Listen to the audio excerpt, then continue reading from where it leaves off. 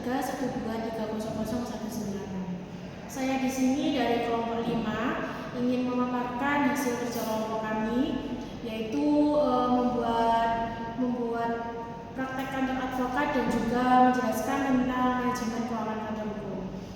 Pertama-tama di sini saya akan membacakan kantor advokat kami, yaitu dengan nama Siti Istirofah and Partners, dan diampu oleh dosen Profesor Dr. Hufron SHMH. Di sini kami terdiri dari 4 anggota. Yang pertama Siti Istirofah, yang kedua Safia, yang ketiga Patrunada, dan yang keempat saya sendiri yaitu Rizky Vela Agustin. Di sini kantor advokat kami memiliki visi dan misi. Yang pertama saya akan membacakan visi dulu, yaitu menjadi firma advokat terdepan di Indonesia yang diakui secara nasional dan internasional sebagai mitra terpercaya dalam penegakan keadilan, inovasi hukum, dan pemberdayaan masyarakat melalui layanan advokasi berbasis integritas serta keunggulan kompetitif. Yang selanjutnya ada misi. Di sini misi kita ada 3. Yang pertama yaitu memberikan konsultasi dan representasi hukum yang presisi, inovatif, dan berorientasi pada hasil optimal bagi klien dari berbagai latar belakang. Yang kedua, menulis tim advokat berintegritas tinggi melalui strategi pendidikan berkelanjutan dan kolaborasi untuk menjawab dinamika hukum kontemporer. Yang terakhir yaitu berkontribusi pada reformasi hukum nasional melalui penelitian, advokasi publik, dan komitmen pada etika profesi yang tak tergoyah. Yang selanjutnya di sini saya akan membacakan struktur organisasi. Yang pertama ada managing partners, yaitu dengan nama Siti Istirofah. Yang kedua senior partners, yaitu rekan kita Matronada. Dan sini ada junior partner 1 Safia dan junior partner 2 Rizky Vela. Di sini kami membuka alamat praktek di Jalan Darmo Permai Selatan nomor 51 Surabaya, dan bisa menghubungi kita melalui email atau nomor telepon yang dengan email sitiistirofahpartners21@gmail.com dan nomor telepon dengan nomor 082244509789. Saya rasa untuk pemaparan kantor advokat kita sudah cukup. Yang selanjutnya akan dilanjutkan oleh rekan saya, yaitu mengenai apa itu manajemen keuangan kantor hukum dan seterusnya. Mari kita masuk ke inti pembahasan, yaitu apa itu manajemen keuangan kantor hukum. Manajemen keuangan kantor hukum adalah proses pengelolaan semua aktivitas keuangan firma hukum secara strategis yang mencakup pencatatan transaksi, pengelolaan arus kas, perencanaan anggaran, dan penyusunan laporan keuangan. Tujuan utamanya adalah menjaga kelangsungan operasional kantor dengan cara transparansi dan akuntabel, yang pada akhirnya membantu meningkatkan kualitas layanan kami kepada klien. Selanjutnya ada tujuan dari manajemen keuangan kantor hukum. Tujuan dari manajemen keuangan ini adalah mencapai tujuan untuk tujuan manajemen keuangan hukum. Tujuan manajemen keuangan hukum ini sangat strategis bagi firma hukum. Yang pertama, memastikan kestabilan keuangan menyeluruh. Artinya dengan cara mengelola pemasukan dari jasa hukum secara optimal dan mengendalikan pengeluaran operasional agar tetap efisien. Yang kedua, ada membangun kepercayaan klien. Maksudnya penerapan sistem pengelolaan keuangan yang struktur dan transparan sangat penting untuk membangun dan mempertahankan kepercayaan klien. Dan yang ketiga, ada meningkatkan reputasi dan profesionalisme. Jadi manajemen keuangan yang baik secara langsung berkontribusi pada peningkatan reputasi dan profesionalisme firma hukum. Fondasi untuk pengembangan bisnis. Jadi dengan fondasi keuangan yang sehat, firma hukum dapat lebih mudah melakukan pengembangan, seperti menambah jumlah advokat, membuka kantor cabang baru, dan meningkatkan fasilitas atau layanan. Memasukkan kantor hukum. Tujuan utama dari manajemen keuangan di kantor hukum adalah memastikan stabilitas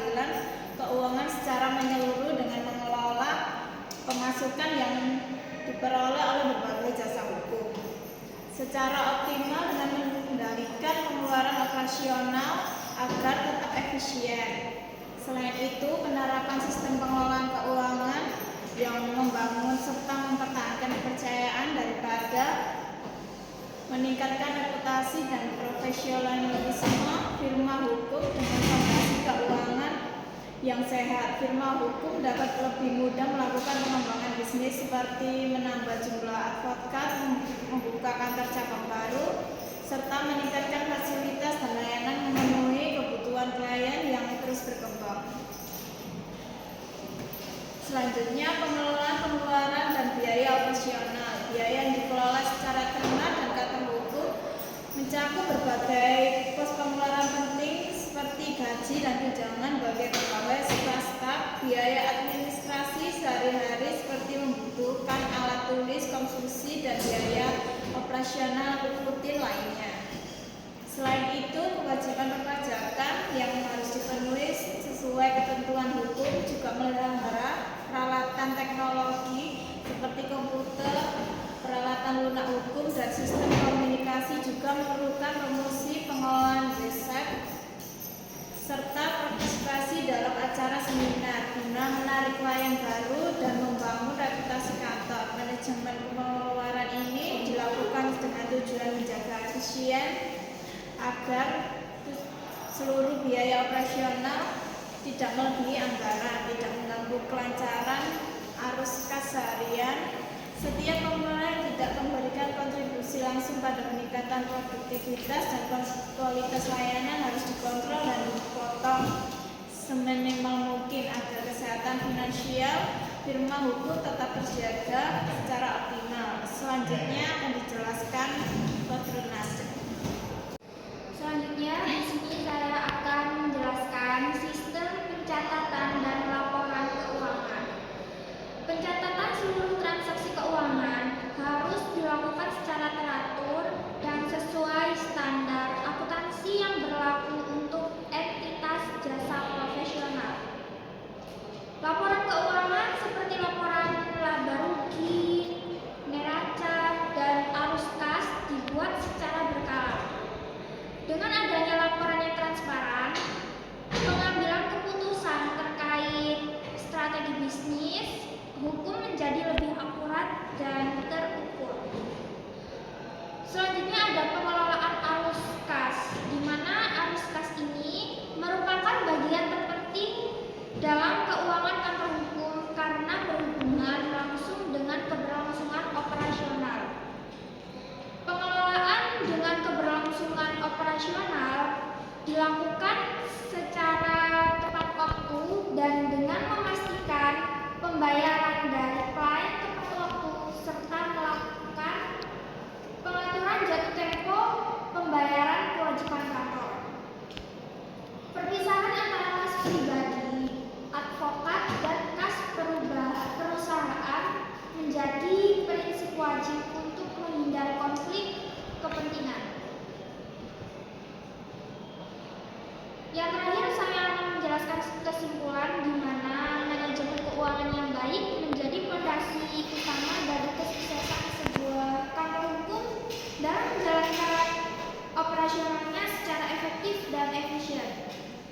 Dengan perencanaan keuangan yang terstruktur dan detail, setiap aspek pengelolaan dana dapat diprediksi dan diatur sesuai kebutuhan, sehingga risiko keuangan dapat diminimalkan. Pencatatan transaksi yang akurat dan transparan memungkinkan kantor hukum untuk memantau aliran kas secara real time, memberikan dasar yang kokoh